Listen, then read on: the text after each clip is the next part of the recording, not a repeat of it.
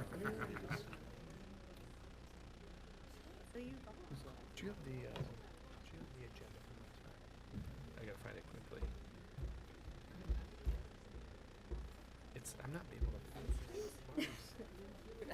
I wouldn't have changed it, but I just.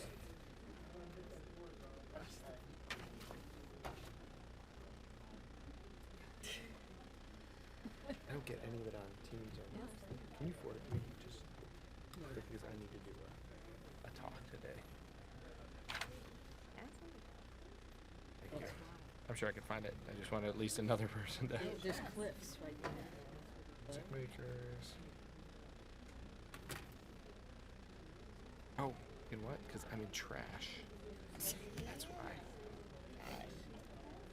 Good for you. So you did some golfing. Thank you. Good, now I'm back. You all good with your notes? Oh yeah, I'm good. Okay. Go away.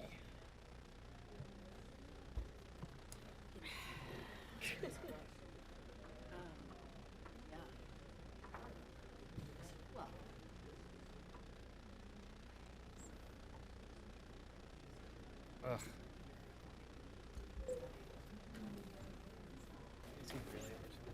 That person. Is he here tonight?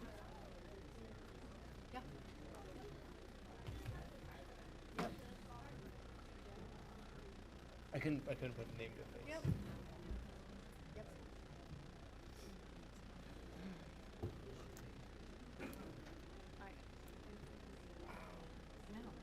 Bring it on. Well, No, not really. I'm for I the didn't read 49ers. I didn't read this. Will Crohn's. no. Boys works for the 49ers. So if he wins, he can get a chance. I'm not gonna go through Really? And he lives like 3 doors down from Jake Elliott. Wouldn't it be funny? Like two kids that are about the same age. I think I've seen more of the company of They grew up That's four a houses story away. for Tower Topic. There you go. Watching that stuff? It's a Western Springs. Find it interesting. See? It's gotta be.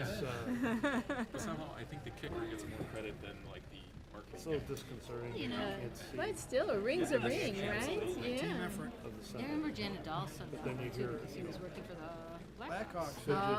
you know, all the different media game departments. Yeah. falls, Yeah. the crosswords. Really?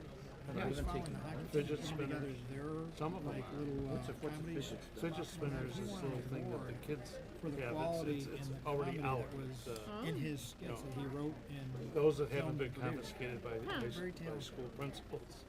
Aren't they They've supposed already All been right, to the 7 school. o'clock. Oh, of You all set? You ready, guys? Yep. 7 o'clock. All right. Dan, you Heidi, ready? you're on your third Thank you. book, as am I. I started my third Good book evening, today. ladies and gentlemen. Good evening. Welcome to the January regular meeting of your Board of Trustees. To honor our nation's heroes, and especially to honor the men and women in uniform in this room and who serve our village, please rise and join us in the Pledge of Allegiance. I pledge allegiance to the flag of the United States of America and to the republic for which it stands, one nation, under God, indivisible, with liberty and justice for all. Thank you. Clerk Horvath, may we have the roll call, please? Yes, Madam President. Trustee Chen. Here. Trustee Fink. Here. Trustee John. Here. Trustee Rudolph. Here. Trustee Sipperman. Here. And Trustee Terrell. Here. All present. Thank you. Does any trustee have an addition or deletion to tonight's agenda? Hearing none, we move on to a very wonderful event honoring one of our own fire chief, division chief, Patrick Gallagher. We are recognizing him through the Illinois Society of Fire Service Instructors. He has been named Fire Instructor of the Year for 2019. Well deserved. Chief Kenny, are you doing the honors? I am. Thank you. I am. Thank you, Madam President. If you noticed, Division Chief Gallagher tried to slip out the side door as you were in the middle of doing your introduction. So I want to tell you all, you all received the packet about Division Chief Gallagher and about the nomination for the award, and we have my memo about all the wonderful things that he did. And I'm just going to recap quickly from my angle. When I took over the department as the chief back in January of 2012, one of the things we identified we really needed was we needed somebody dedicated to training. We did an interview process. We had 3 pretty remarkable candidates who put in from that were career firefighters and other organizations, well up the chain in their organizations, and all our officers interviewed them. Across the board, they all agreed that it was Patrick that they were interested in. But there was one catch, and that was the fact that Patrick lives up by Waukegan. And so the feeling was somebody is not going to drive to Western Springs 4 days a week, and when we have an academy 6 days a week, without getting tired of it, and that we will lose him and there'll be a turnover. So the village manager at the time, Mr. Higgins, said, I want an agreement from Chief Gallagher that he'll give us at least 2 years. So find out if he'll do that. So I met with Patrick at an Oasis over a cup of coffee, and I said, here's the deal, you're picked, everybody wants you, here's the hang up, will you give me your word that you'll work for at least 2 years? And he said, where do I sign? I said, I just need you to shake my hand. And when I came back and told Mr. Higgins that I didn't get anything in writing, I just shook his hand. He said, how does that work? I go, he's John Wayne. He said, and for those who know Patrick, that's who he is. A man of his word, I didn't worry about it, and that was back in 2012, and Division Chief Gallagher is still here. He started off as a part-time training and safety officer for us. We moved it to a full-time position because the village saw the importance of it, and then in 2015, he was promoted to Division Chief. He was the chief of the Waukegan Fire Department for a number of years. In our mind, he's always been a chief officer, but certainly earned that rank and has been operating there since 2015. So he was nominated to the Illinois Society of Fire Service Instructors. He was has been awarded the Instructor of the Year for 2019 in name only. He'll get that officially February 21st in East Peoria. As part of the nomination packet, we also sought out letters of endorsement.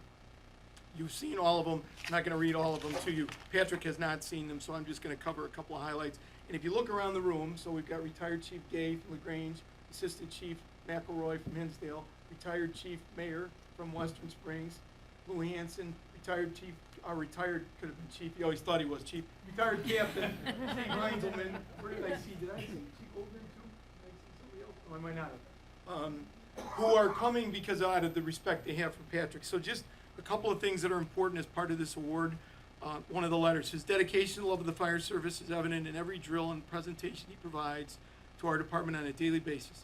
He has a never-ending drive and a desire to pass along his knowledge to each individual, whether it be a company officer or a probationary firefighter. His attention to detail when teaching how tactics or skills are performed is unmatched, but more importantly can answer any of the why of how we do things. On another letter, over the last several years, we've developed a special relationship with our neighbors in Western Springs. A lot of this is due to the leadership of the department having the insight and determination to develop and maintain the solid training program Chief Gallagher does. Having said that, it takes a special person to shape the lives of busy men and women with civilian careers to become suppression and rescue crews. It also takes a seasoned and passionate man to train both career and part-time departments so they can work together. Chief Gallagher has accomplished this since he started in Western Springs 8 years ago. There are only a few highlights for Chief Gallagher that I could talk about, and this is really only going to bring you in to scratch the surface of his accomplishments and who he is as a person. I can think of no finer person more deserving of this award than him. For a person with his time in the fire service, it would be easy to fade into the background, but not Chief Gallagher. He is at the forefront, not only leading his department, but also helping to lead, train, and develop the members of many other departments. Chief Gallagher is a true leader in the fire service and one that may not want, but certainly deserves the recognition. From another lieutenant in Hinsdale, Chief Gallagher's dedication, leadership, professionalism, knowledge, and positive attitude has touched so many men and women in the Illinois Fire Service. Whether you call him chief, instructor, firefighter, mentor, or friend, Chief Gallagher always has a smile on his face, positive attitude, and willing to help his fellow men and women of the fire service in any way possible. Another testimony, Pat's fire service experience and ability to teach others has not only been an asset to the Western Springs Fire Department, but to the entire Mavis Division 10. He has helped change the culture of training in Division 10. Along with Division Chief Gallagher's undeniable talent, Pat has always been an absolute joy to work with. He is a team player, always manages to foster positive discussions and bring out the best of other firefighters. And last and not least, I asked Lieutenant Gay to be the lead on this project. Kevin is sitting in the audience now, and this is just part of what Kevin shared. Over the last 8 years, I've witnessed Chief Gallagher develop many successful training programs for the Western Springs Fire Department. While he's been very successful since he began his tenure, I believe he deserves special recognition for his success excuse me, in 2019. He was the lead instructor of a very successful 6-month fire academy. He oversaw the continued training of 8 candidate firefighters. He developed and oversaw the training of 3 new lieutenants. He developed and coordinated rescue task force drills, continued the development of department senior firefighter program, participated on the SCBA committee and wrote the recommendation for the purchases of our new SCBA, coordinated the hosting of the leadership development decision-making officer level program through the Illinois Fire Service Institute. His direct participation in all these programs was instrumental to their success. All of these programs have shifted the department in a very positive direction. Now, I will tell you that Chief Gallagher would rather be prepping for a colonoscopy right now than what we are doing talking about this. But if anybody deserves the recognition that we're talking about, it's Chief Gallagher, and that's just a quick snapshot of what Patrick has done for this department. And I can tell you as the chief, I sleep well at night knowing that the men and women who are trained in this department have been trained under the leadership of Chief Gallagher. So I welcome and would ask to come up the 2019 Instructor of the Year, Division Chief Patrick Gallagher.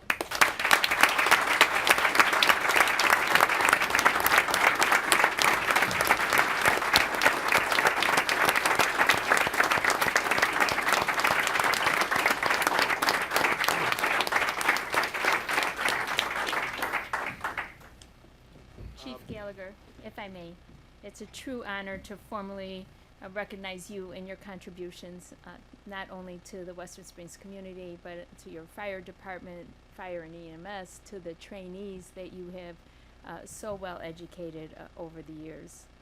Arguably, this is the most vital job you have in the department, training the young men and women in the fire academy. Teaching new recruits the multiple skills necessary to do an effective job and keep them safe can be no easy task, but you make it look effortless. But to me, it's your outstanding character that is the true gift you bring to the new recruits, the men and women with whom you serve, the fire department, and the residents of Western Springs. In his letter of recommendation, Lieutenant Gay states you exemplify the traits fire service holds dear, namely honor, integrity, trustworthiness, respect, honesty, humility, and pride in your position and profession.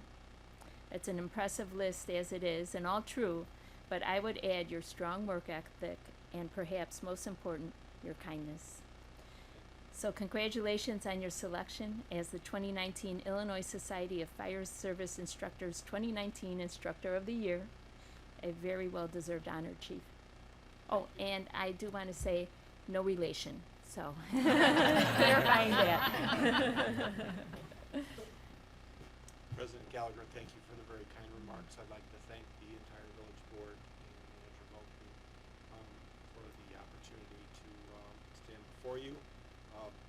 My sincere thanks to Chief Patrick Kenny, who is always calling attention to the good deeds by members of the Western Springs Fire Department, and I think all of you know what kind of a leader he is and his leadership team, what he instills in all of us. Nobody does anything by themselves in the fire service, so really this award is really an indication of the professionalism exhibited by the firefighters and officers in this room.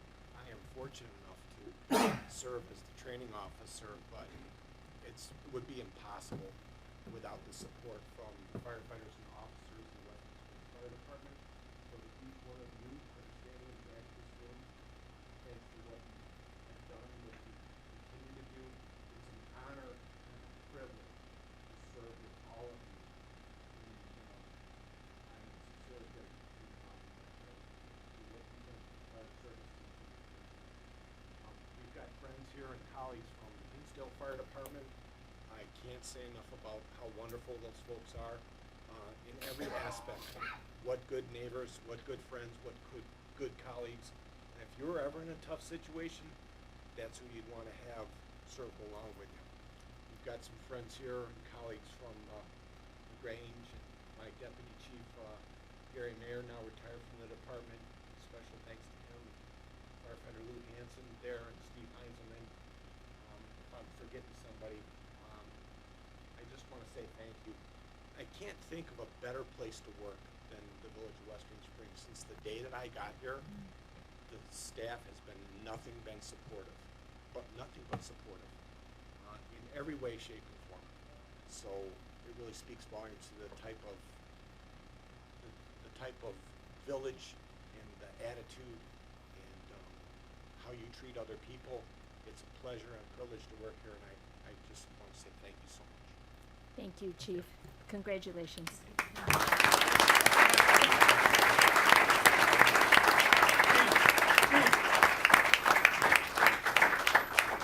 We're not done yet. And that was supposed to be a short speech. What the heck happened to that? I'm going to keep it nice and short. It's okay. We've got a little bit more for you. So, as you know, in our recognition for our department wear and everything, there are special bars that are recognition. One of them is the Merit Bar. And we give this out very sparingly. Right? This is the 5th one I've given out in my 10 years as chief. And the description of the award is presented for outstanding accomplishments that brought credit to the organization. An award given to any department member whose actions exemplify the professional standards of the fire service, which you certainly do and always have. This award is presented to a member of the fire service who has performed an act of unusual character requiring initiative or ability worthy as viewed by a private citizen or a fellow employee. My friend, you look around the room, and that's what they're saying about you. So I couldn't be more honored to present the Merit Bar from our department to Division Chief Gallagher. You wear it proudly on your Class A uniform. And God bless you. Thank you, Chief, for being here.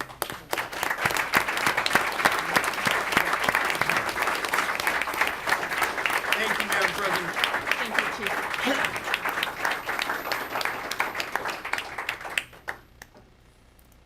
Ladies and gentlemen. To stand in the back in case you didn't get a standing ovation.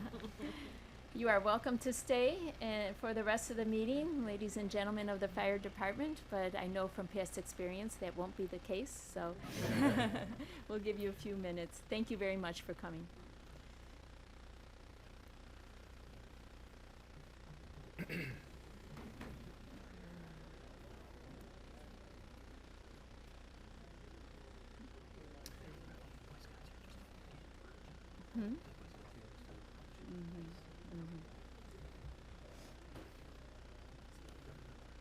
Yeah, it's a merit badge that they're working on.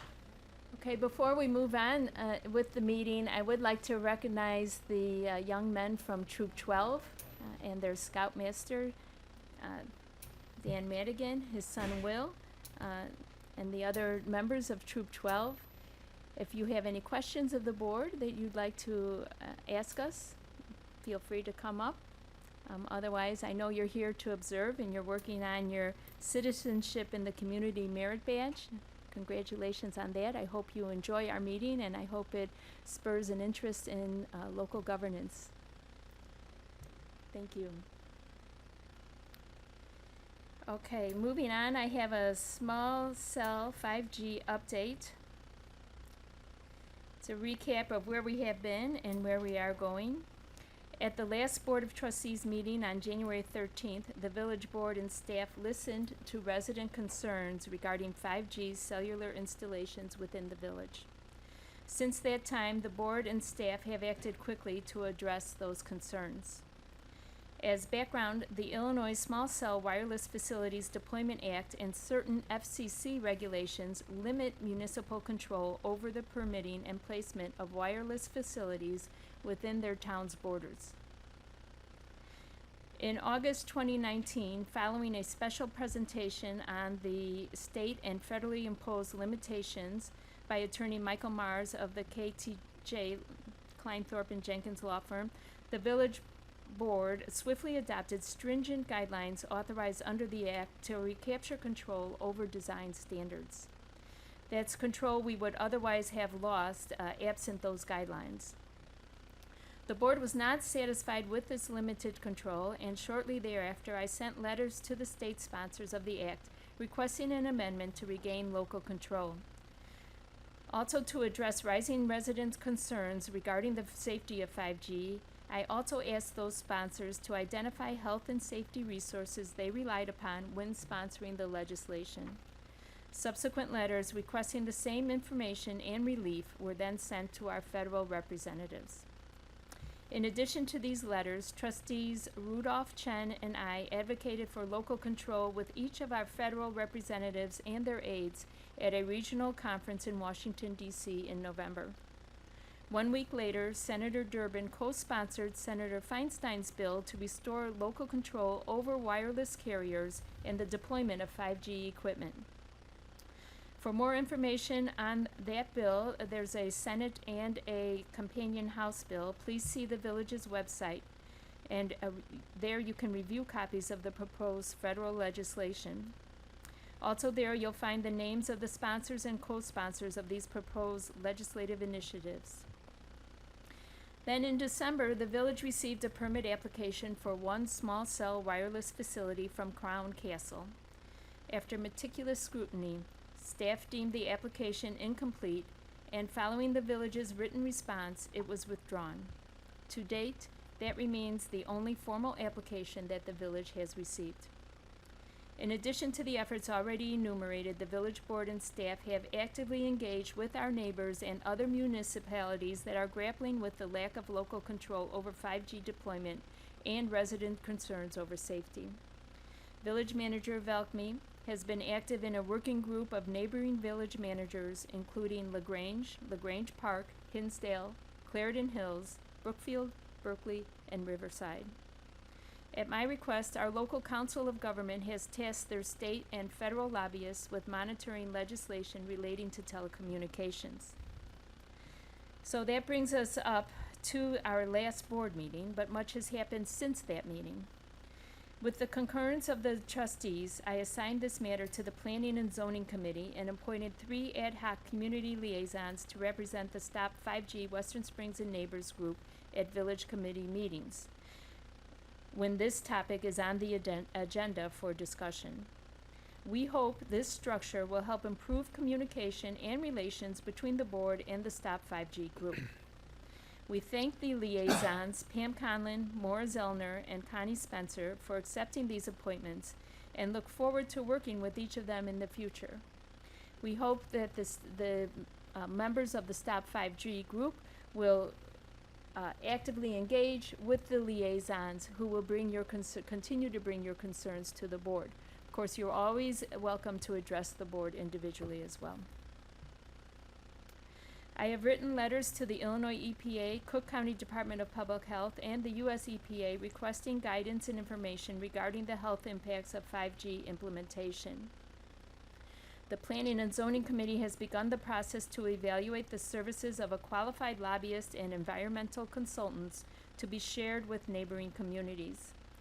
Village Attorney Jerusik is reviewing the current village code and design standards as they relate to 5G in small wireless facilities. Mr. Jerusik is reviewing 5G rulings and pending cases and evaluating legal arguments that may be raised to challenge the validity of the state act. Finally, the village is hosting a town hall meeting on February 13th at 7 p.m. in the cafeteria of the South Campus of Lyons Township High School. We are inviting our county, state, and federal representatives from the telecommunications industry, other municipalities, and of course our residents and those of neighboring communities. If you are concerned about the implementation of 5G small cell wireless facilities in Western Springs, there are steps you can take to make sure your voice is heard. You can contact your state and federal reps. Send emails and letters to your cellular and telecommunications providers. You are the customer. Let the corporate officers know how you feel. Send similar letters to ComEd's corporate officers, letting them know you do not want small cell wireless facilities attached to their poles in your yards. Finally, the village board appreciates the advocacy and interest of the Stop 5G civic group. This board is a municipal body, subject to the laws and regulations imposed upon us by state and federal legislatures and agencies. Please remember that in regard to radio frequency emissions, or RFs, village officials are prohibited by the current federal laws from denying any small cell equipment permit applications based on the health effects of RFs. We are not a public health organization and cannot determine the validity of the multitude of articles, research, and data on the subject.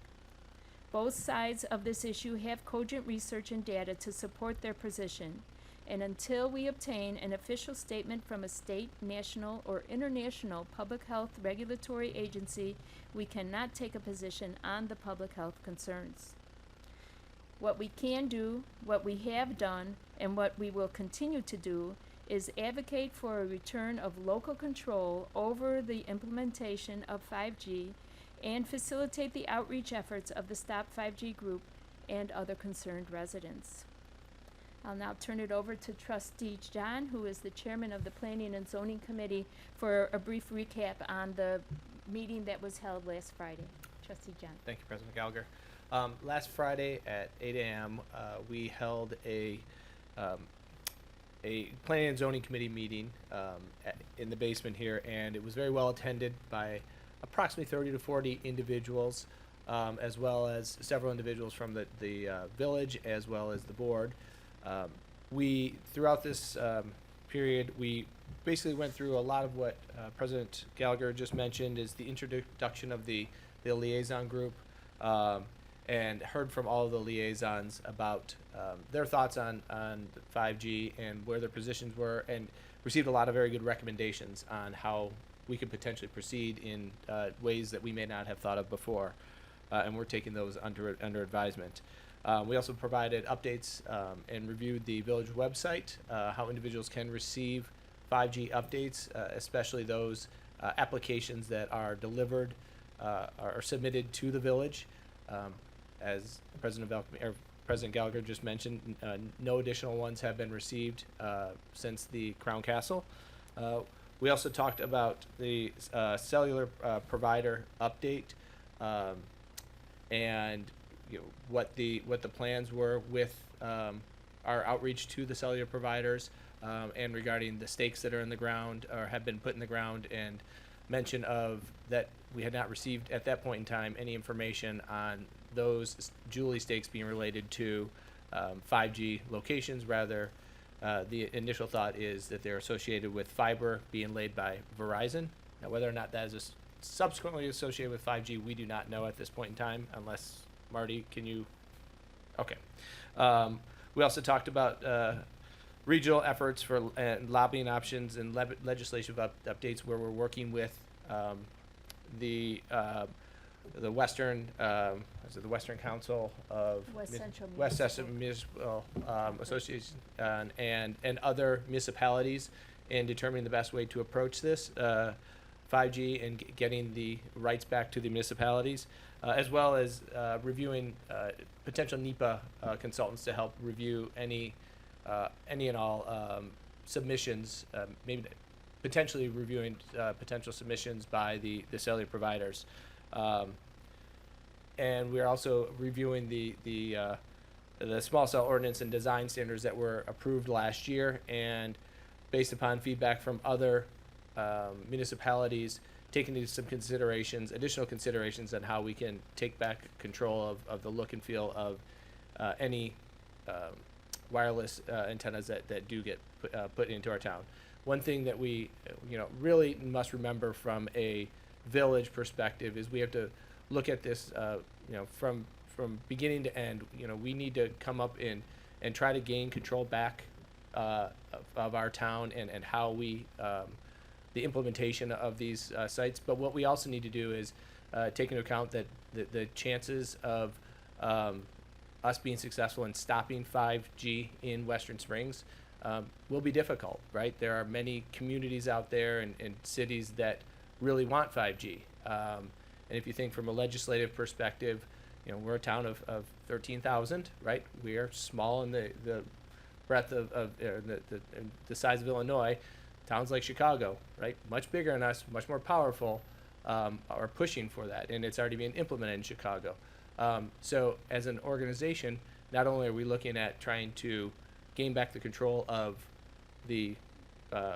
our rights within a municipality and a village, but we need to understand that if they go into positions, how we can best position ourselves with aesthetics, with just doing the things should it come to those antennas being put in our town. It was a lot of great questions from individuals that attended public comment. And I think we look forward to the town hall meeting on February 13th and continuing working with the liaison group and the citizens of Western Springs to move this forward wherever it may end up. But you can assure you that the village and the board is hears you and is willing to work with you all on trying to gain back control from the state and federal legislation, and to end up with a good result. So. Thank you, Trustee John. Before I open it up to public comment, I would like to highlight a few of our guidelines with regard to public comment. The public comment period will be 30 minutes. We ask that each person who wants to address the board do so within the 3-minute timeline that is outlined in our public guidelines. We will not be responding to your public comments initially. If you have questions that you would like an answer to, please either submit them in writing, or we will write them down and we will get back to you in writing with an answer. After our last meeting 2 weeks ago, I feel like I have to stress that we are not your adversaries. We are your neighbors. Please treat us like that. I ask that you respectfully address the board when you come up here to speak. If you feel like you cannot respectfully address the board, I will ask you to sit down and appoint someone who can. Having said that, would anybody like to address the board this evening? Mr. Murphy, please state your name. Sure, Rick Murphy. Thank you. So, you guys can write these questions down. Relative to the fiber application that was filed, my first question is, does that trigger Senate Bill 1451 with the time limits?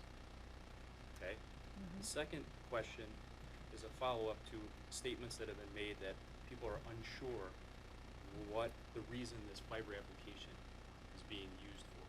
The fiber is being used for. There's a gentleman by the name of David Paulin, Paulin. He's the person that signed the application. Somebody from the 5G group thought of calling him and saying, hey, your company, Always Underground, called him on January 16th at 9:50 a.m., said, what are you guys doing that work for? So he answered, this company's doing trenchless digging. It was fiber optic wires that they're putting in public areas, and they're doing the work for 5G that's going to the cell towers for Verizon. I don't understand why somebody from the village wasn't able to do the same thing.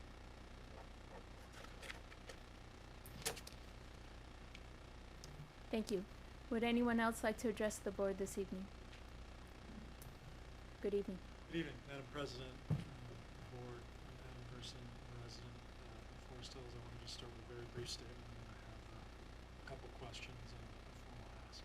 Okay. I have grave concerns about the progress that the telecoms are making, bringing 5G in such close proximity to our homes and our schools. And my hope is that each of you will use all of the available resources at your disposal to oppose this and restore power to local government and take a can-do, forward-thinking approach that not rests on the limits of the law, but is progressive. And I ask that we as a village, a board, and you, Madam President, that we are leaders on this issue, not followers. This is a defining moment with an introduction of unprecedented technology in such close proximity to the community. And we all deserve the right to feel healthy and safe in our homes. And I know I echo the sentiments of my fellow resident. I have a 3-year-old, a 5-year-old, and a 6-month-old in Forest Hills.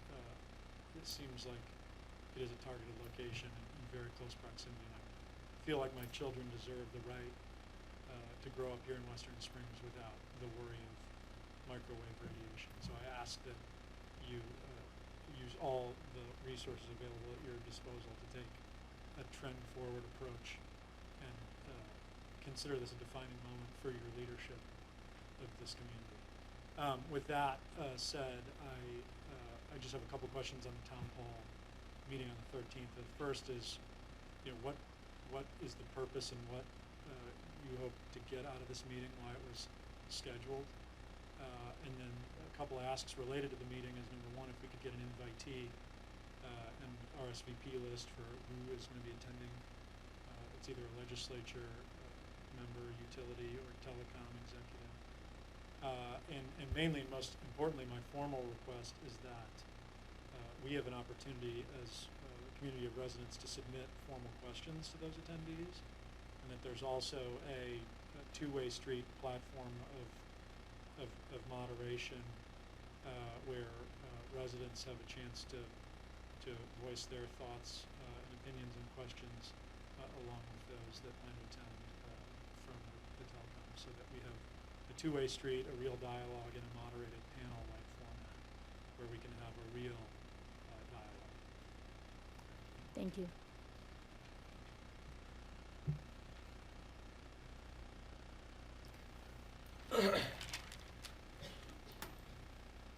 Hi, James. Hi, James Holderman, Western Springs resident. I was at the Planning and Zoning Committee meeting, and I'm just going to reiterate a little bit of that. But first, I just want to say,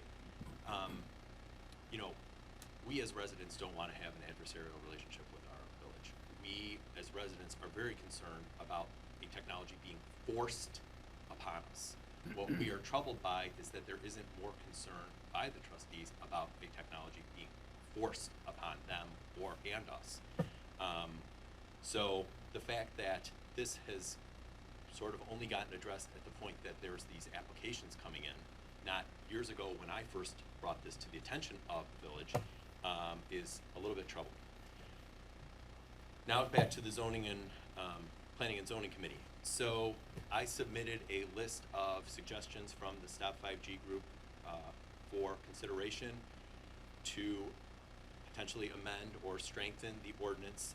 We would specifically like to either have a meeting with Attorney Jarusik and or staff regarding these and get yes/no answers to whether or not the village will support these.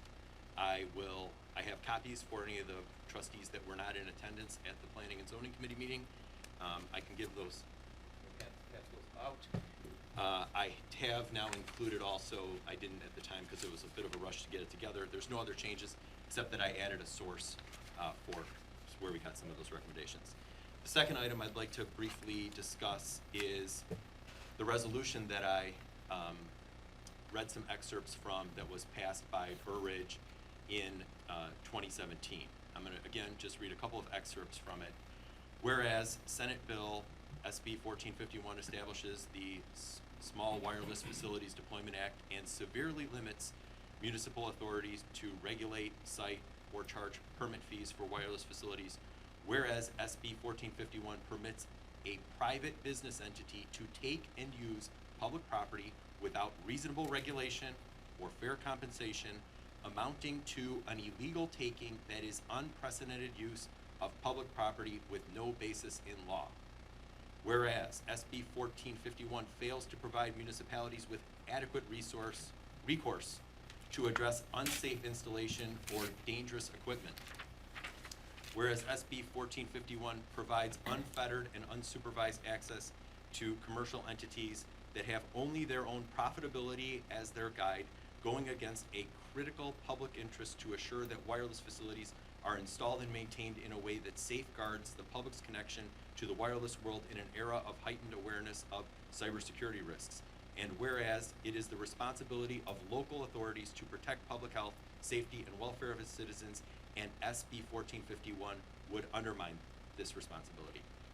I would also request on behalf of the Stop 5G group that staff and Attorney Jarusik draft and pass a resolution excerpting some of this language and specifically urging the Illinois General Assembly to repeal 1451. The very last comment I'm going to say is a follow-up on the fiber permit. So this is the entire, I printed out the entire fiber permit. A very, very diligent and hardworking member of the Stop 5G group happened upon the fact, in a side note along this panel, something called a CRAN, that is going to be a CRAN hub, CRAN, that is apparently going to be at 55th and LaGrange. I, at this individual's suggestion, pulled up exactly what a CRAN is. So while we're all trying to figure out whether Verizon, or the company that was hired to do the fiber optic installation, is connected, as they say they are, to Verizon's 5G network, we've got documentation on the actual application, and here's what a CRAN is. This is Wikipedia. I assume it's, accurate. CRAN sometimes refers to centralized RAN. It is an architecture for cellular networks. It was first introduced by China Mobile Research Institute in 2010 in Beijing, China.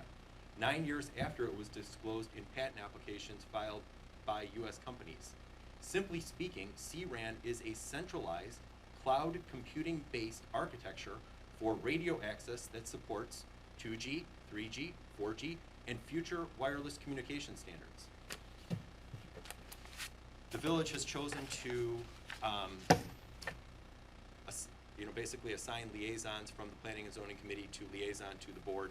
I had recommended that a committee, apparently it's got to be called a commission, be formed to deal with this and actually get into the nuts and bolts of what is going on. I would reiterate that suggestion. Thank you. Would anyone else like to address the board this evening? Okay, hearing none. I will briefly recap what I said earlier about the town hall meeting that was put in place to facilitate the outreach efforts of the Stop 5G group. That meeting will be February 13th at LT South in the cafeteria. We do not know yet who will be attending, but we are inviting all of our state and federal legislators. We're inviting representatives from the telecommunications companies. We are inviting our neighbors and their residents. Did I leave anybody out? I think that's about it. But there will be a full list of invitees on the website once we get that out, right, Ingrid? Yeah, thank you. Marty, yes, thank you. Oh, okay.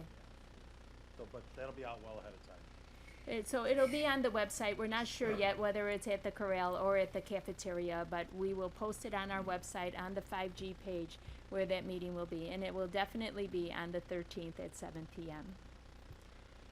Thank you for your comments. Moving on, we have an update from Director Supert on the Central Avenue reconstruction project. Thank you, Madam President. I'll provide a brief update on what we've done over the past couple of months and then hand it over to the village engineer to provide a more detailed report. So back in early December, we had a public meeting for residents out in that area. We had a very good turnout. Quite a number of topics were discussed. One of the largest concerns that was talked about during that meeting was the potential widening of the street. We had a public comment period that we left open for residents up to December 16th, where we solicited written comments from everybody. Over the past couple weeks, we've put together a project page.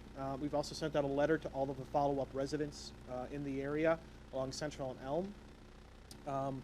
One of the things we have gone back and looked at, and we've reported at this at the Public Works and Water Committee, is because of the feedback from the potential widening, we did readdress that. We are going to move forward eliminating parking on one side of the street so we don't have to do the widening that's required part of the federal highway standards. We did meet twice with the Park District Board. They did not have any objections to that, so we are kind of moving forward to provide a general update on what that means for the project moving forward. And I'll hand that off to Jeff Siegler.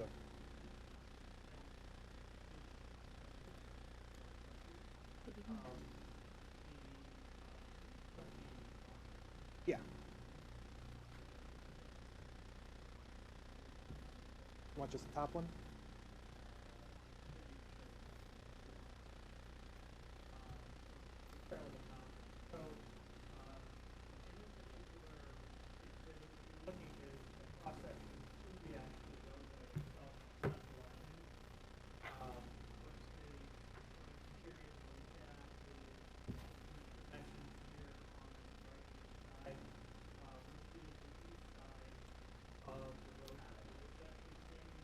Roadway.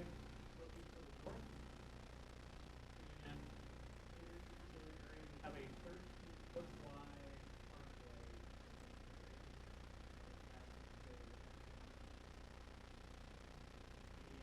And in the proposal, we are going back to 13 feet. So the existing size or the east side of the parkway will remain its current form, which is 13 feet wide.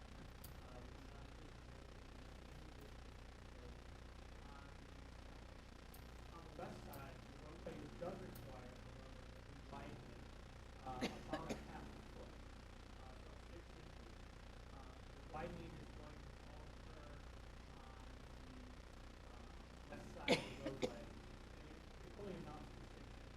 It will need to be really noticeable. Any big roadway project that improves I remember from my, I didn't remember for myself.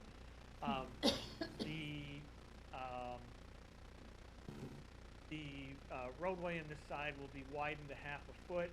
We're essentially gonna take the back of the curb and widen it half a foot. On any given project within the village, when we realign roadways and things like that, as we build new roadways, it's not uncommon for the roadway to vary 6 inches from where its current existing condition is. So we never hear anything about those. It's really not a problem. We don't foresee any issues here.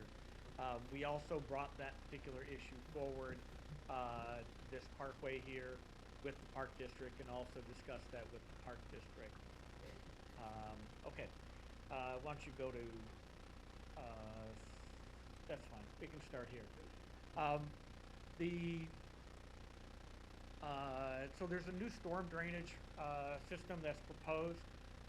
This project is basically an environmental project. It separates out some combined sewers and changes them over to storm sewers.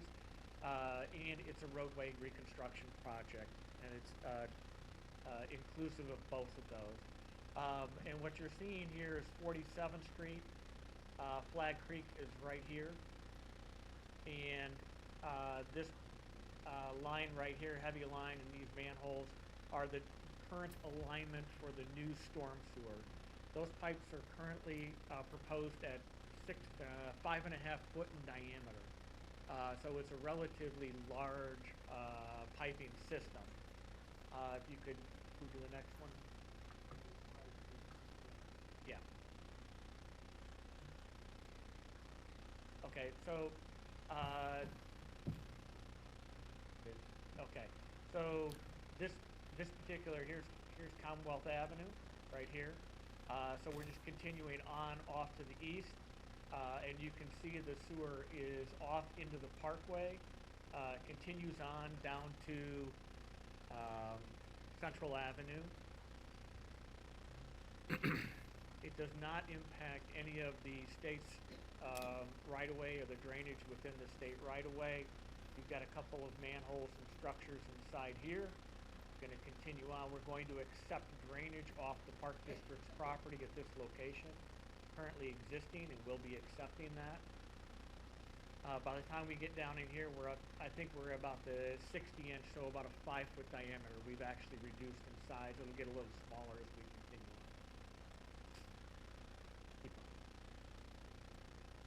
on. When we get up to the corner of Central Avenue, we need to then jog the sewer in this area and then start extending north. Keep going north there. So now we're on a 47th Street is over here. To your right is Central Avenue, and you can see the new sewer alignment up along the parkway there. It should be noted that there are several trees back inside here. I think there's 3 of them that are in the 14, 15-inch range, 10 to 15-inch range that are down closer to 47th Street.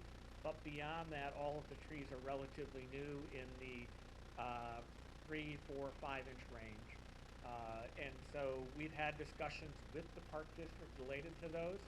The reason why this sewer ends up in that parkway is because you've got a telecommunications line inside here. It's a duct work. You've then got the sewer in the middle of the roadway, the combined sewer.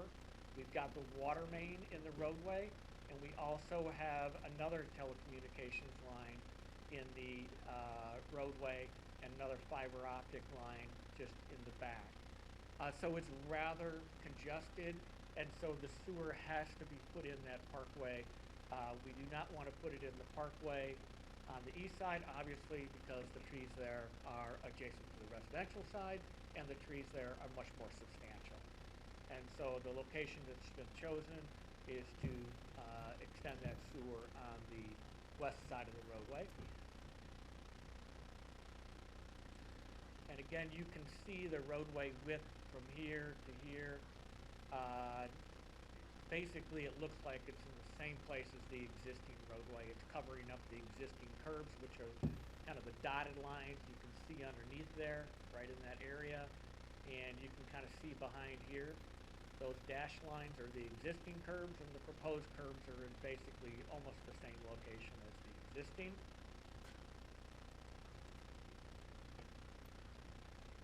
In this particular area, I might as well review this. This is currently where there's an extensive amount of water that overflows into the Park District's property during heavy rain events. That water will all be captured in storm water inlets here, and then upstream at these various locations, we'll be collecting the storm water, taking it into that main drain sewer. Go ahead, Matt. What you're looking at here is the extension of the main drain sewer. In this area, the Park District's entrance to their Spring Rock Park and their parking lot is in here. We also talked extensively with the Park District on how to maintain access, work with them in terms of their AYSO games and things like that. We talked about all of that information extensively. We need to work on some access issues back here. Each one of the intersections, so this intersection here at Elm Street, the one at Central, and the one at Burlington, all three of those intersections will be updated to current ADA standards. They'll be substantially improved. The storm sewer, I'm going to go down Elm Street in just a second here, Matt. The storm sewer will extend about another 150 feet up the roadway here, and it basically ends at that point because there is a crest just beyond this area. So let's see if we can go down Elm Street. That's the end of. So the other secondary portion of this sewer, so this drainage area encompasses all of Old Town South. And in this particular area, we start to extend into the heart of Old Town South, down Elm Street, all the way down to Lawn Avenue. So you'll see that sewer extending down Woodland Avenue. It's going to pick up all of the drainage of Woodland Avenue. Currently, we've got significant flooding down in these areas. When it rains, it can't get into the sewers. There isn't enough capacity. So the water drains down to Central and then down Central and floods that low-lying area down at the bottom of Central. Keep going, Matt.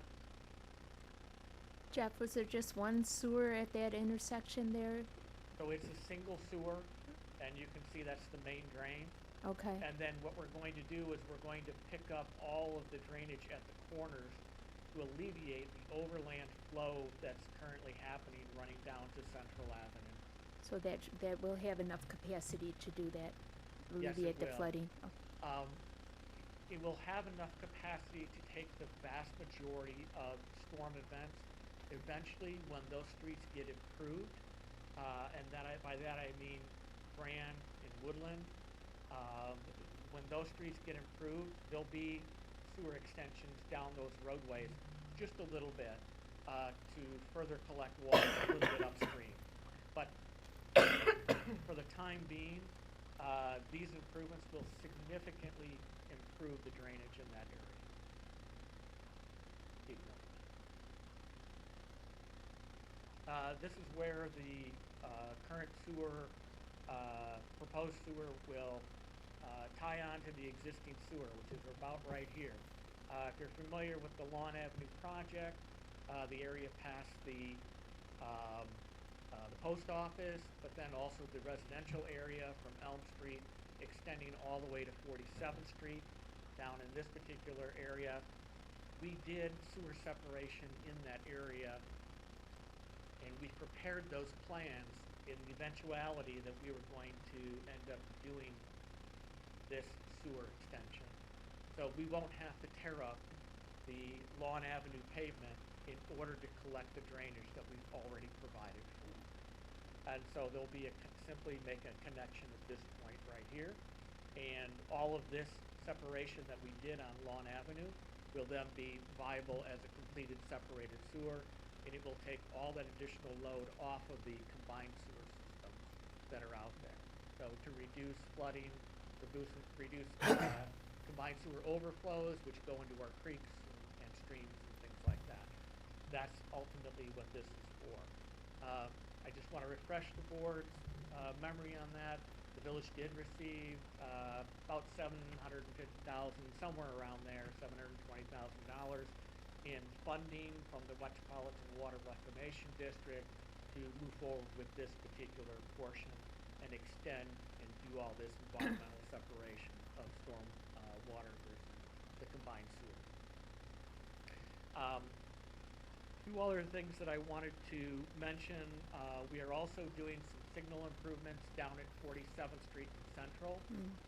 Those signal improvements will address the current ADA, but also address the operation and function of the signals, providing pedestrian push buttons for the pedestrians that are then crossing the roadway in that particular area. And we're also looking at the timing and those type of things with the Department of Transportation. We have some other environmental impacts that we're working with. So we've got some floodplain in this particular area. We've got floodway in this particular area that we're having to deal with. We've got the Department of Transportation. One of the reasons why the sewer ends up on the south side of the 47th Street pavement, which is quite an expense, because we actually have to push a pipe underneath 47th Street. And the reason for that is the state requires us to not put any additional hydraulic pressure on the bridge structure. And so the alignment is somewhat dictated by those requirements that the state put upon us. As Matt said, going back to the public meeting, we are in the process of doing phase 1. We're also beginning to start doing phase 2, which is the final engineering for the project. They're kind of paralleling each other. One of the major hang-ups, or I don't want to say hang-ups, one of the major concerns right now is moving forward in obtaining easements and things like that, especially as it relates to the toll road south of 47th Street, where we need to cross. And there's a lot of properties back inside that weren't consolidated. The ownership's not really known. I've had the village attorney look at it. I've had surveyors look at it. We've had discussions, ongoing discussions with the Toll Highway Authority. And so we're still in the midst of trying to solidify some of those easements and stuff. We're at probably 95 to 98% on the phase 1 study at this point. I can't submit the phase 1 study until the easements are completely solved and we have those easements in hand. Then we can submit the phase 1 study. So that's currently the kind of the pinch point, if you want to call it, in continuing to move forward. But we do continue to move forward with the final engineering portion of the project. The The schedule, we still intend to meet the original schedule. Right now, we're having some delay issues with these easements. Right now, I'd say we're probably about a month into delays with the easements. It's not something that's insurmountable at this point, but it's becoming a critical path for us to move forward with that particular portion of the project. As Matt also said, I just want to reiterate that again. We're working closely with the Park District. We've had meetings and presentations before the Park District. They've been easy to work with so far. We haven't gotten into the nitty-gritty, but we'll be doing that pretty soon. Expect them to continue to cooperate with the village and continue to move forward. That pretty much sums up where the status of the project is. I have a couple Go ahead. questions. Just a couple things to just confirm or clarify. First, I know that the not doing the widening is, as you know, very much appreciated by the residents. One thing I just want to make sure I understand. The parking now, as I look at the diagrams, is proposed now to be on the west side, correct? So in front of the residents' homes, that's where there will be the no parking, is that correct? The no parking will be on the east side. The Okay. parking will be permitted on the west side.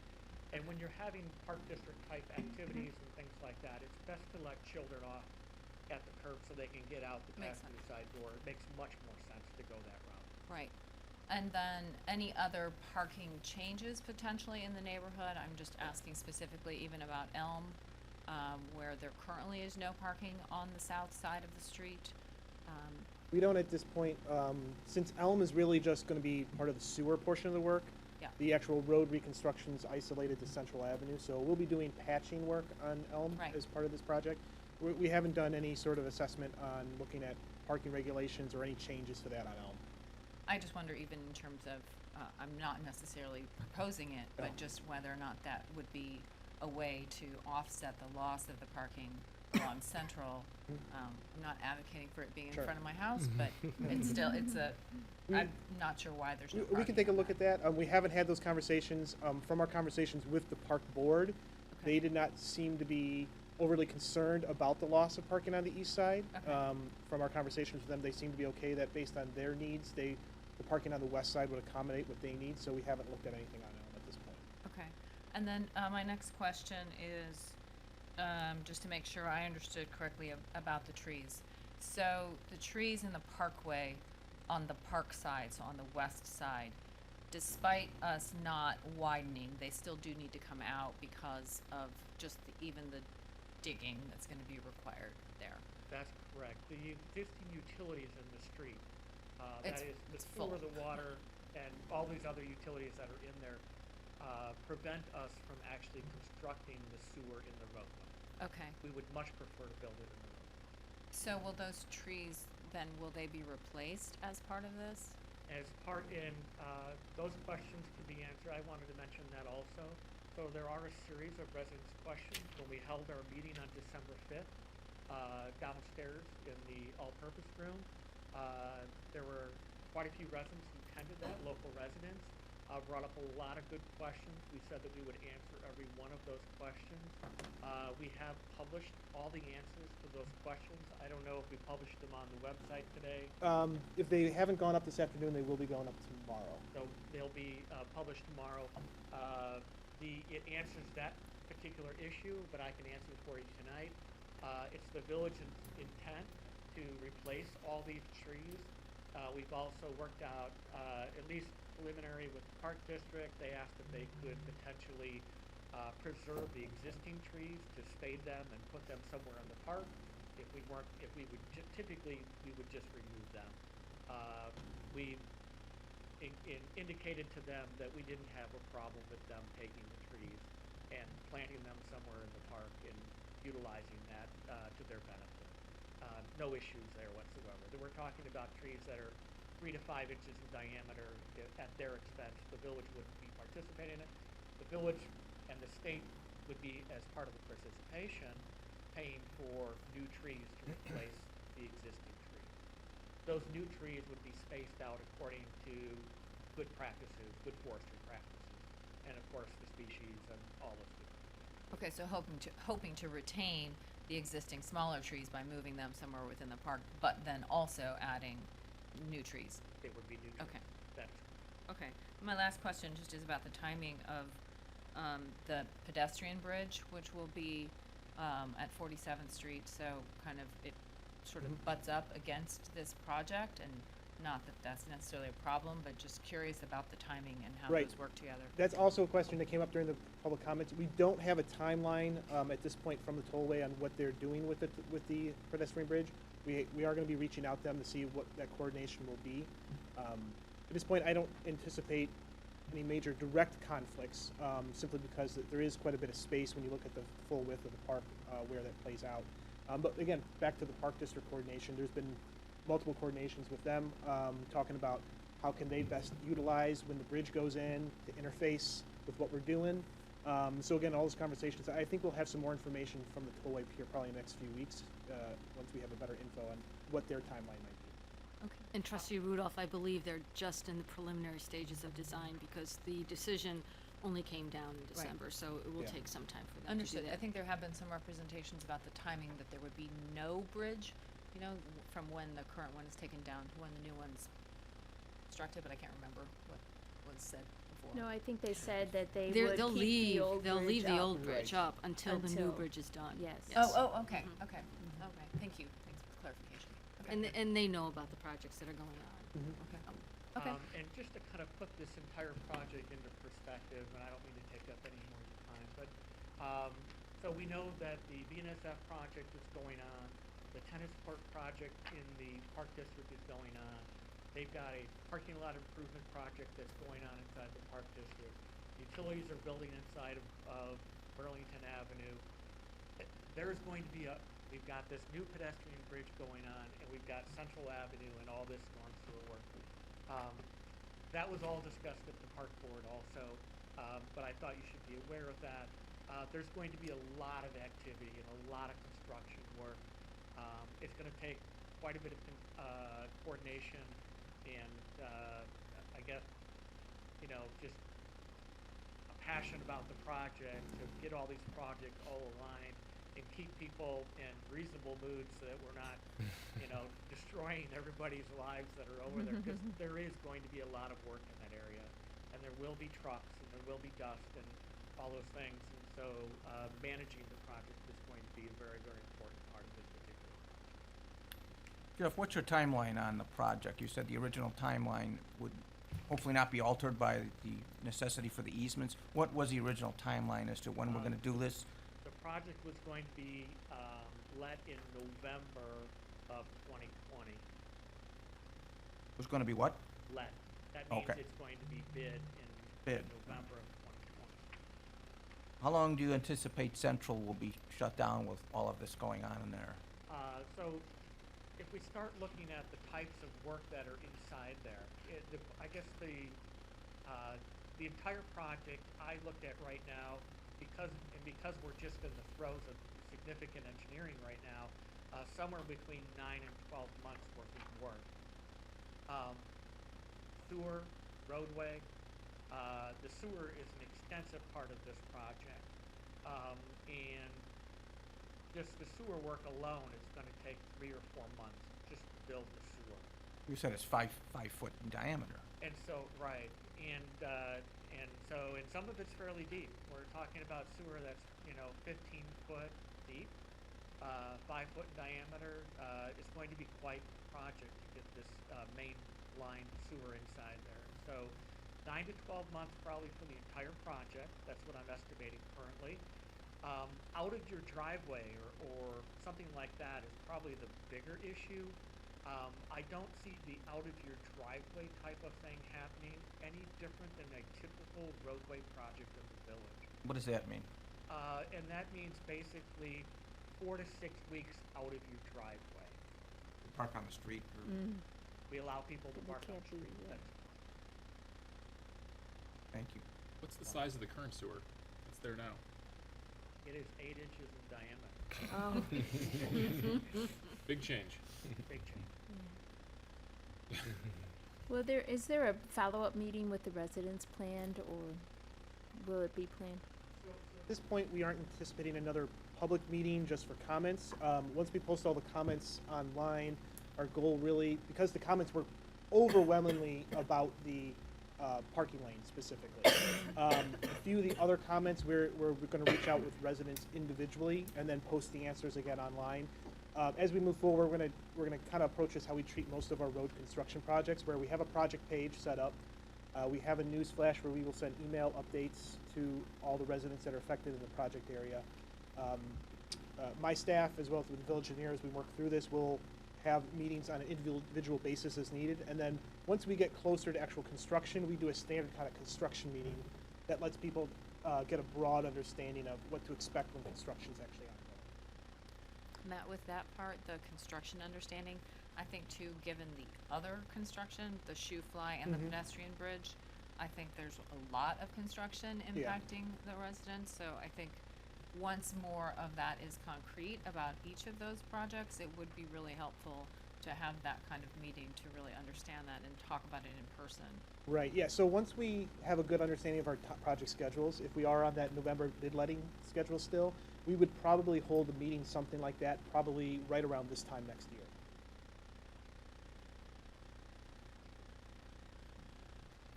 Thank you. Is there a well 4 update at all? I do have that later on. Oh, okay, thank you. All right, thank you very much, Director Super. Moving on to consideration of an action on our agenda items. The Illinois state statutes allow a municipality to collectively vote on a group of ordinances, resolutions, and other motions, such as awards of contract, appointments, etc. This is known as an omnibus vote. All the items contained on the omnibus vote list have been previously discussed by the President and Board of Trustees on at least one occasion, and often on several occasions. By placing them on the omnibus vote list, a single vote may be taken to approve them. A trustee may remove any item from the list and have it discussed and voted on separately prior to the omnibus vote. Is there any such request? Hearing none, Trustee Terrell. President Gallagher, I move that the following ordinances, resolutions, and motions as contained on the meeting agenda for January 27th, 2020 be adopted and/or approved under an omnibus vote. Agenda item number 1, approval of minutes of the meetings of December 16th, 2019 and January 13th, 2020 as read. Agenda item number 2, ordinance number 20-2993, authorizing the disposal of surplus personal property owned by the Village of Western Springs Municipal Services Department, 2013 Polaris Ranger Crew 800 vehicle.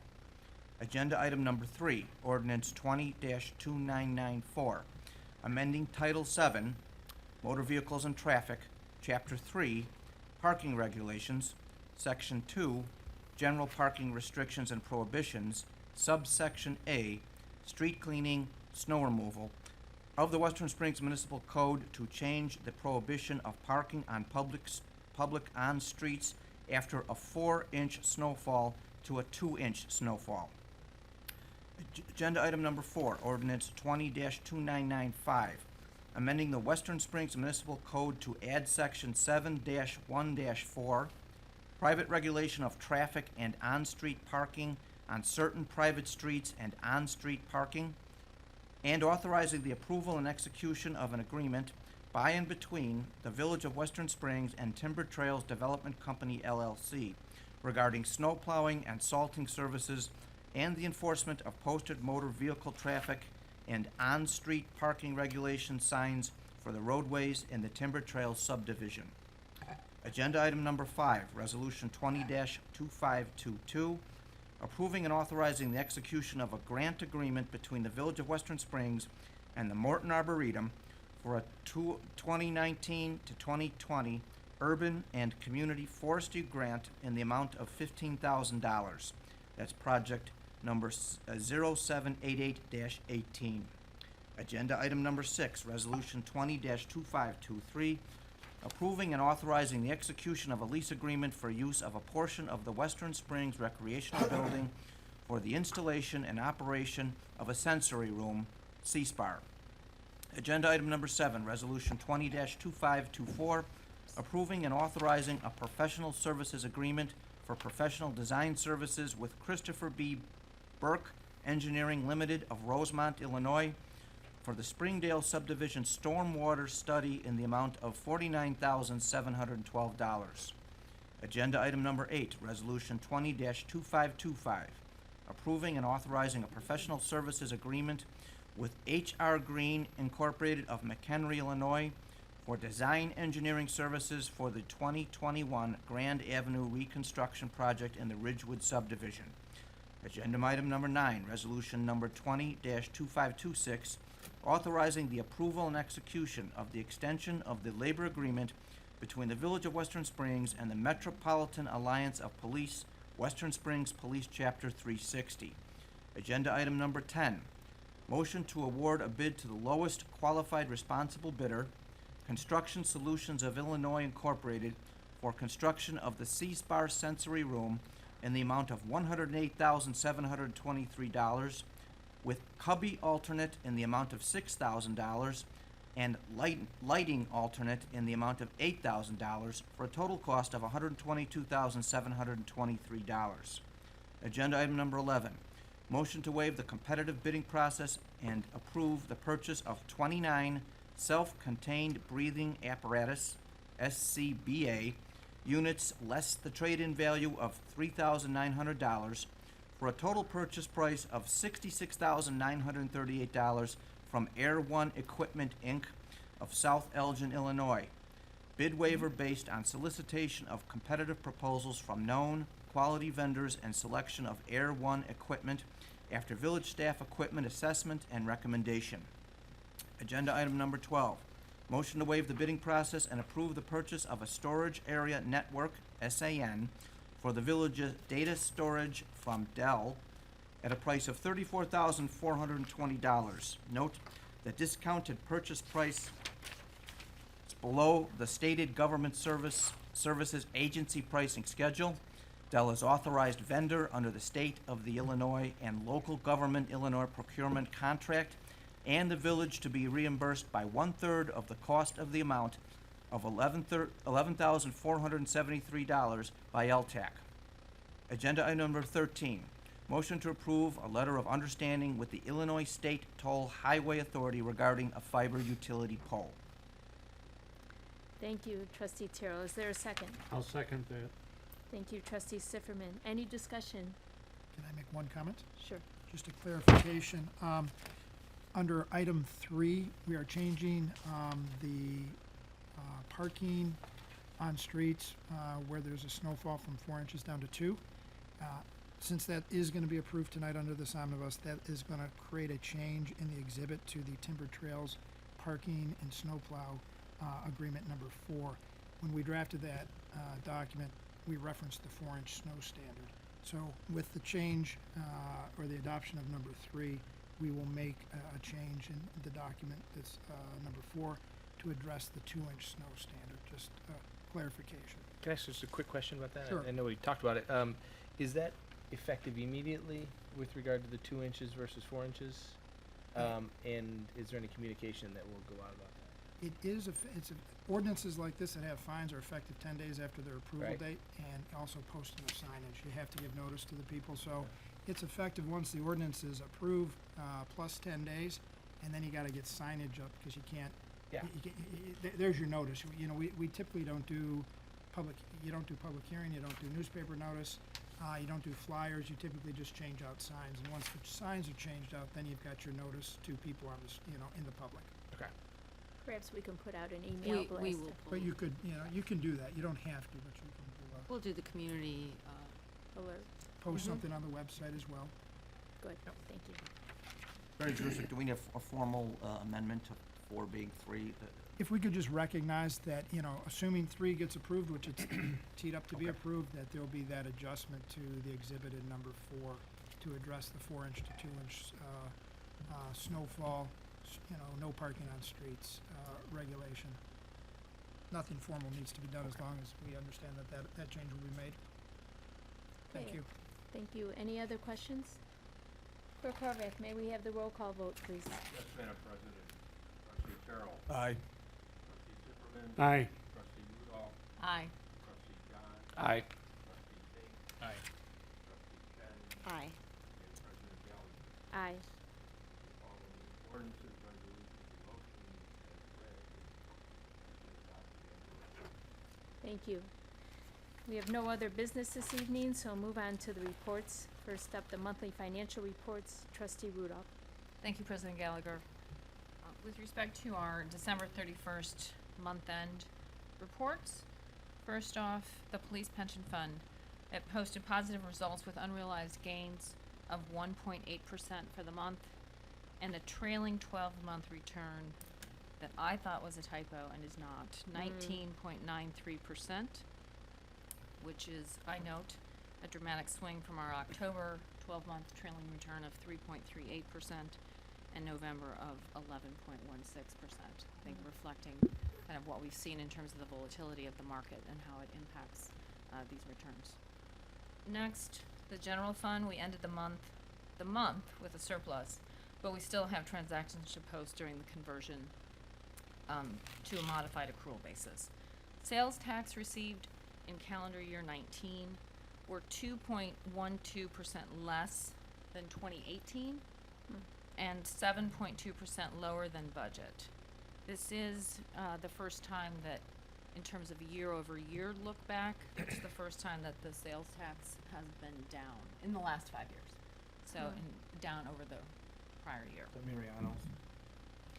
I mean, we can all, we don't ever know the exact reasons for it, but, certainly my own just supposition is Mariano's as well as Starbucks being closed for the remodel for a few months. Are they opening up Starbucks and, do we know?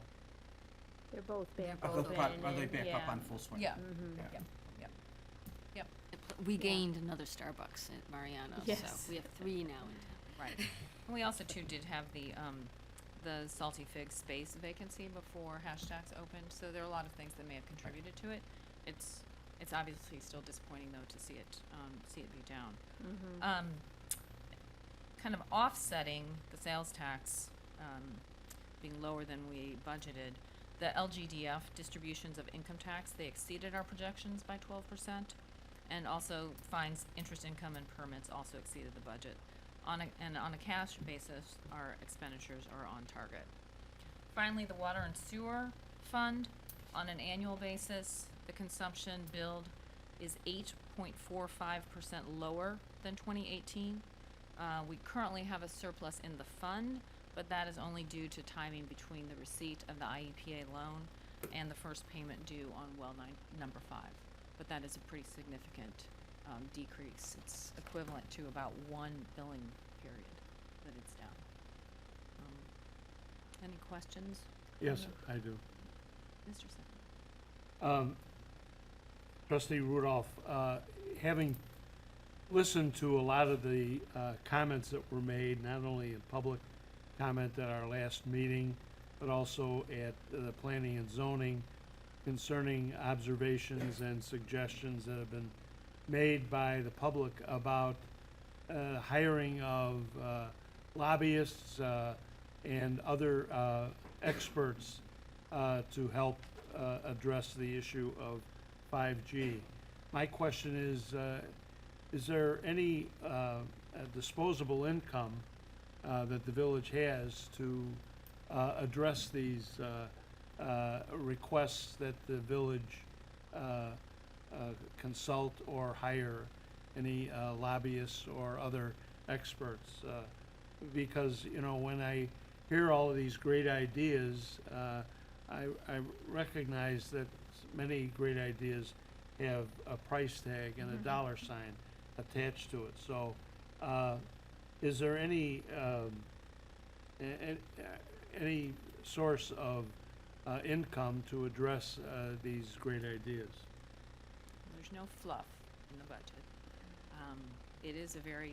Every year, it is a very tight budget in terms of revenues and expenditures. And as I just reported, we have some areas too where the revenues have come in 2019 lower than expected. So I'm going to turn this back over to Manager Velkney and Director Turi, but typically in my mind, that means then something has to give. So a project, in order to fund something new, a project has to be delayed, or we have to otherwise look for additional ways to pay for it. But I will turn it to Director Turi, who looks like she is going to comment. Well, just a small comment. As you recall, during the budget process, we had to levy certain dollar amounts, and any of the increases were not going towards operation. All the increases were going toward pensions. So the operations of the village are very, very tight. They're basically break even. If we were to fund an extraordinary expenditure that you were talking about in terms of consultant, you wouldn't do it out of operating income. You would have to go and decide if the reserves were an adequate source of funding. That would be the only place where you could find some extra dollars. As far as operations goes, there isn't much to spare. This year's levy was all dedicated toward, any increase was all dedicated toward debt service and the pension. So it would be a matter of policy, but yes, as far as operations goes, you would not be able to fund it. And I just wanted to add also, if we did have to go and take a look at our reserves, then we would have to amend the budget for that. So. Great. Thank you for the response. I was not building this line of questioning to advocate on behalf of any of the great ideas that were shared.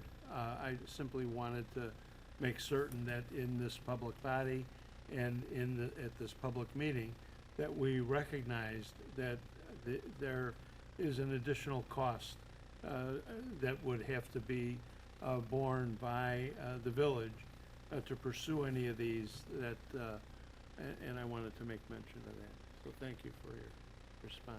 Thank you, Trustee Sifferman. I did want to add that when we're talking about potentially hiring environmental consultants or lobbyists, we're talking about doing that with other communities so that we can share the cost. Right. And it wouldn't be such a burden placed on us individually.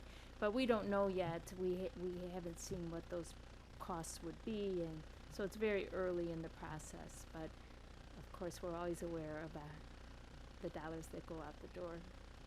And then, if I may, I just had one other question about the LGDF, Director Turi. It's exceeded our expectations. Is that more a timing of the payments, or can we expect that to continue going forward? I don't have a good answer for you. We know that there was some capital gains distribution during the course of the year. I don't know if that's atypical or it's going to be every year from the state of Illinois. So, but on a cash basis, those dollars were received. We'll have to just trace it to a specific period of time, but we can't really say if it's going to be ongoing. Okay, thank you. Thank you, Trustee Rudolph. All right, if no further questions, then I'll make a motion to accept the December 31st financial report. I'll second that motion. Okay. Do we have a December report too? Should we do them all together, or? That was the December 31st. Oh, I'm sorry, is it in November? Oh, no. Okay. I'm sorry. Okay, so the motion is to approve the disbursements for November and the report for December. I will second that motion to Thank you. accept the disbursements and the report from December. Thank you. Clerk Horvath, may we have a roll call vote, please? Madam President, Trustee Rudolph. Aye. Trustee Sifferman. Aye. Trustee Carroll. Aye. Trustee Chen. Aye. Trustee Fink. Aye. Trustee John. Aye. Thank you. Moving on to my report, just a brief recap of the last 2 weeks. On January 15th, trustees Chen, John, Rudolph, and Tyrrell, Manager Belkmy and Director Scott, and I attended the Hinsdale Stop 5G meeting at the Community House. Mr. Stanley of Western Springs spoke on behalf of the Western Springs Stop 5G group. I spoke regarding the steps the Western Springs Board has taken and will take in the future. Many other members, legislative members spoke.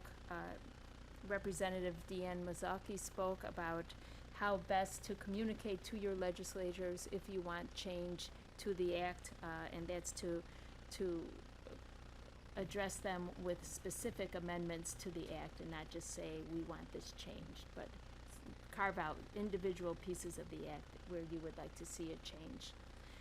President Cawley also spoke about the Hinsdale ordinance and guidelines in place to establish aesthetic control over the placement of 5G small cell wireless facilities and what the public in Hinsdale can expect with the installation of the equipment.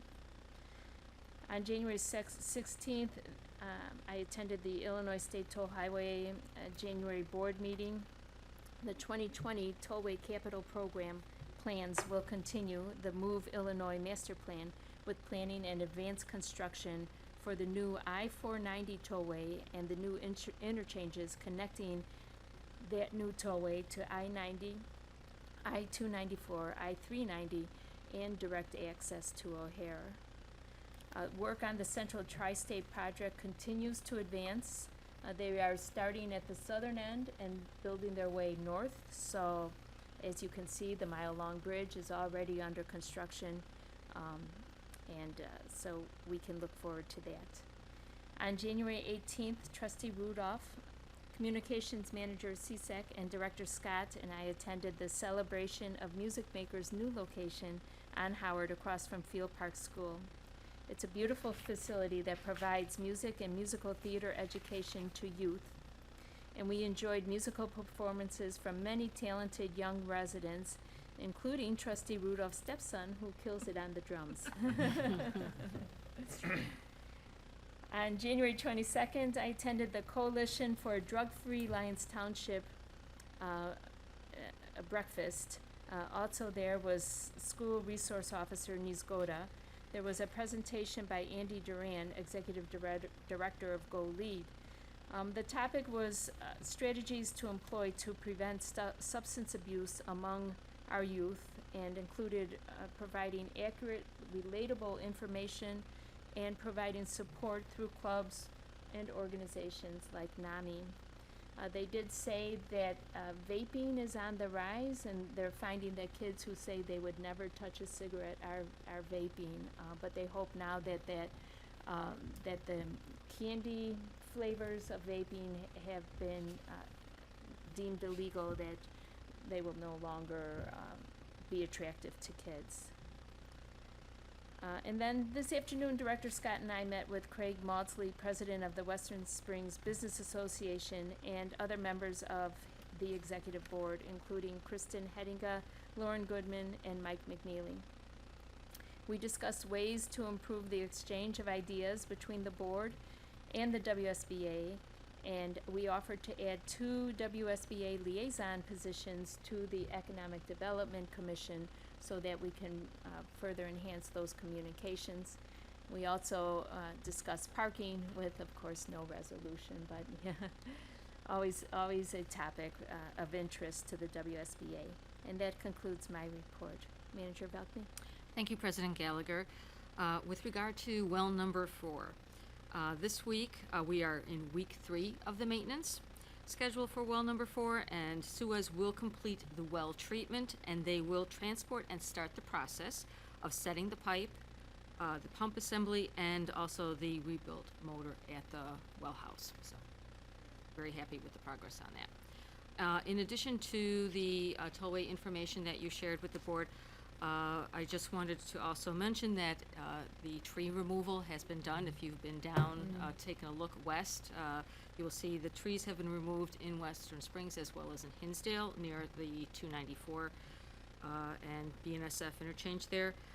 They are also doing mainline pothole repair and maintenance overnight, so sometimes they may have some closures at night. So if you are traveling late or so, please check the tollway website. They have all that information on there when they're doing the closures and so forth. The timber test piles will start up again this week, and again next week too. So they are testing the soils there, which happen to be, used to be a marsh, so that's why. But they are continuing their work on that also. So that's all I have right now. So thank you. Thank you. Has the shallow well been well number 1, or is it? No, we have had no issue with that. We did have some main breaks last week, but the Public Works Department did a wonderful job of containing it. So Yeah, correct. Great. So we're on schedule with that Correct. that maintenance. Mhm. Great, thank you. Thank you. Attorney Drusik. Just a minor update on the Special Service Area Number 8 formation. That is our Ridgewood Oaks Basin project. We are going to adopt the initial ordinance that identifies the estimated project costs and sets up the public hearing that we have to have in April 13 of 2020. We're moving that from this meeting out to February 10th.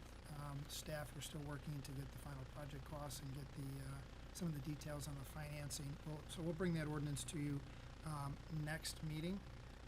That will not delay the public hearing date, which will be April 13th, and then 2 weeks later, we'll have on the 27th, assuming, the project moves forward, the formal formation ordinance will be adopted on the 27th of April, which is consistent with the current timeline, and will allow the project to be bid and constructed in the 2020 construction season. So that's it. Thank you. May I have a motion to adjourn? I'd make a motion to adjourn tonight's meeting. I'll second. All in favor? Aye. Opposed? Ladies and gentlemen, we stand adjourned. Good evening.